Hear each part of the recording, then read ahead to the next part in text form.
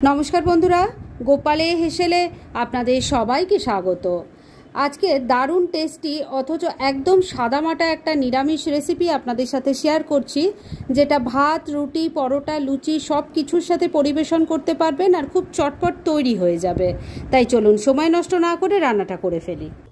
আজকে ভাত, রুটি, পরোটা দিয়ে খাওয়ার জন্য একদম সাদামাটা একটা নিরামিষ রান্না করছি। সেজন্য কড়াইয়ে সর্ষের তেল গরম করে নিয়েছি। এর মধ্যে প্রথমেই দিয়ে দিলাম অল্প পাঁচফোড়ন। আপনারা পাঁচফোড়নের জায়গায় সাদা জিরে দিতে পারেন। দিয়ে দিচ্ছি একটা তেজপাতা, একটা শুকনো লঙ্কা। এর সাথেই যাচ্ছে গোটা গরম মশলা, যার মধ্যে আছে 2-3টে এলাচ, 2-3টে লবঙ্গ আর একটা দারচিনি। এর সাথেই দিয়ে দিচ্ছি অল্প একটু চিনি। এই চিনিটা দিলে কালারটা খুব ভালো আসবে।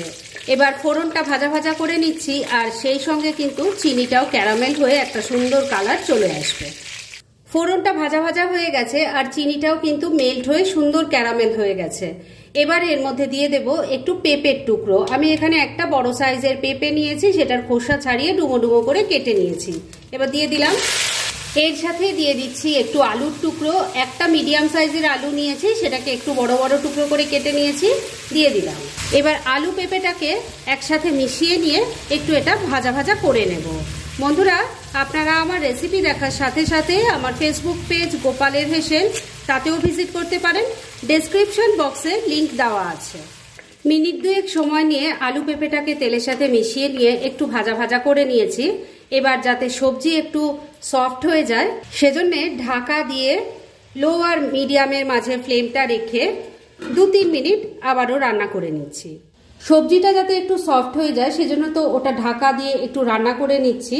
আর এই সময়ের মধ্যে আমি এই রান্নার মশলাটা বানিয়ে নিচ্ছি। সেজন্য মিক্সির জারের মধ্যে দিয়ে দিচ্ছি ছোট ছোট 4 টুকরো আদা আর 3টে কাঁচা লঙ্কা। ঝালটা অবশ্যই নিজেদের টেস্ট অনুযায়ী দেবেন। একটা মিডিয়াম সাইজের টমেটোকে 4 টুকরো করে নিয়েছি, সেটা দিয়ে দিলাম। এর সাথে দিয়ে দিচ্ছি 1 চামচ গোটা জিরে।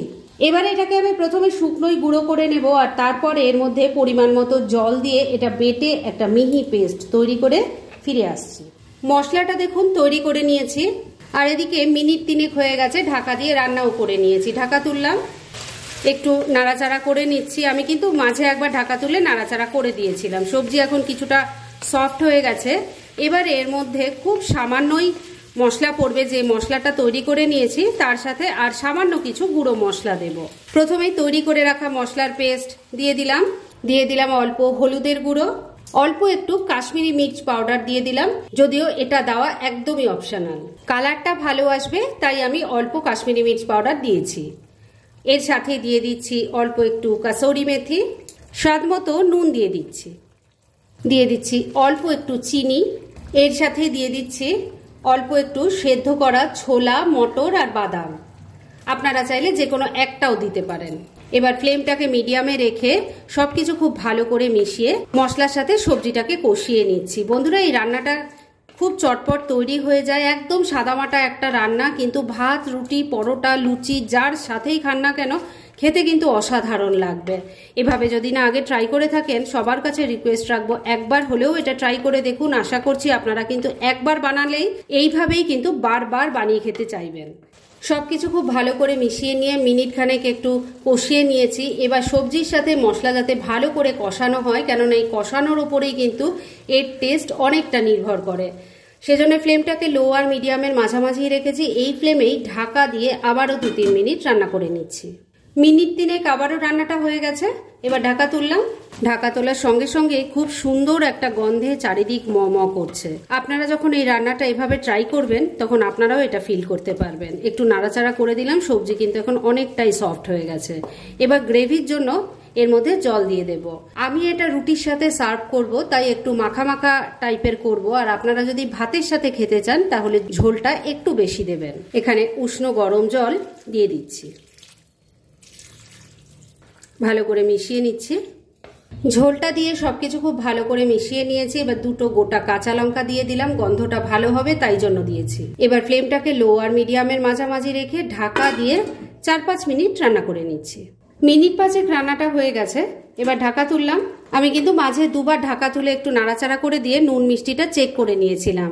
আমি তো দেখে নিয়েছি সমস্ত সবজি সেদ্ধ হয়ে গেছে, তবে আপনাদেরও একবার দেখিয়ে দিই। পেঁপের টুকরো দেখে নিন, সুন্দর সেদ্ধ হয়ে গেছে। এবার আলুর টুকরোটাও দেখিয়ে দিচ্ছি। দেখুন সমস্ত সবজি খুব সুন্দরভাবে সেদ্ধ হয়ে গেছে, তার মানে রান্না কিন্তু রেডি। এবার শেষ পর্যায়ে এর মধ্যে আপনারা দিয়ে দিতে পারেন ঘি, গরম মশলা, তবে আমি এই দুটোর কোনোটাই দেব না। আমি দিয়ে দিচ্ছি একটুখানি ধনেপাতা কুচি, মিশিয়ে নিচ্ছি। ধনেপাতা কুচিটা ভালো করে মিশিয়ে নিয়েছি। তৈরি হয়ে গেল আমার দুর্দান্ত স্বাদের একদম সাদামাটা এই নিরামিষ পেঁপের রেসিপি, যেটা ভাত, রুটি, পরোটা, লুচি সব কিছুর সাথে খেতে ভালো লাগবে। এখন আমি গ্যাসটা বন্ধ করে দেব। এইটুকু গ্রেভি থাকতে থাকতে আমি নামাবো, কেননা এটা ঠান্ডা হলে আরো ঘন হয়ে যাবে, তাই গ্যাসটা বন্ধ করে দিলাম। এবার মিনিট 2-এর জন্য স্ট্যান্ডিং টাইমে একটু ঢাকা রেখে দিলাম, আর তারপর সার্ভ করে দেখাচ্ছি। ফ্রেন্ডস, আমার আজকের এই পেঁপে নিরামিষ রেসিপি একদম রেডি হয়ে গেছে এবং আমি সার্ভ করে দিয়েছি। খুব কম সময়ে কম উপকরণে এটা তৈরি হয়ে যায়, অথচ খেতে কিন্তু ফাটাফাটি হয়। সেটা একবার ট্রাই করলেই বুঝতে পারবেন। তাই দেরি না করে পারলে এটা আজই একবার বানিয়ে ফেলুন, আর তারপর কেমন লাগলো সেটা প্লিজ কমেন্ট করে জানাবেন। এরকম ধরনের অনেক ভালো ভালো নিরামিষ রান্নার রেসিপি আপনারা গোপালের হেসেল সার্চ করলেই পেয়ে যাবেন, যার মধ্যে থেকে কিছু কিছু আমি সাজেস্টেড বক্সেও দিয়ে দেব, সেখান থেকেও আপনারা দেখে নিতে পারেন। তাই গোপালের হেসেল অবশ্যই ভিজিট করুন। আর আপনারা কেমন ধরনের রেসিপি চাইছেন সেটাও কিন্তু আমাকে জানাতে পারেন। আমি চেষ্টা করব সেই সব রেসিপিগুলো আপনাদের সাথে শেয়ার করার। আর আমার আজকের এই রেসিপি যদি আপনাদের ভালো লাগে আর ইউজফুল বলে মনে হয়, তাহলে যারা এখনও আমার চ্যানেলটাকে সাবস্ক্রাইব করেননি তারা প্লিজ সাবস্ক্রাইব করুন। তাহলে আজকের মতো এখানেই শেষ করছি। পরদিন আবার এরকমই কোনো ভালো রেসিপি নিয়ে চলে আসবো। আপনারা সবাই খুব ভালো থাকুন, সুস্থ থাকুন।